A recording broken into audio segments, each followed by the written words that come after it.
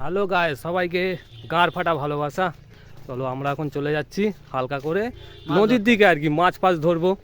ঠিক আছে, চলো চলো গিয়ে বাকিটা দেখাবো ওখানে গিয়ে। ঠিক আছে, টাটা।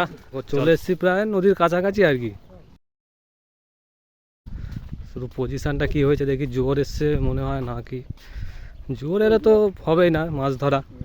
এটা হচ্ছে আমাদের সাঁকো, এখানকার সাঁকো আর কি। সবাই চাষবাস, পিছু সব গোলাপ বাগান, অনেক রকম দোপাটি, গাঁদা, জবা, নানান রকমের চাষ হয় বলে সরকার থেকে এটা করে দিয়েছে।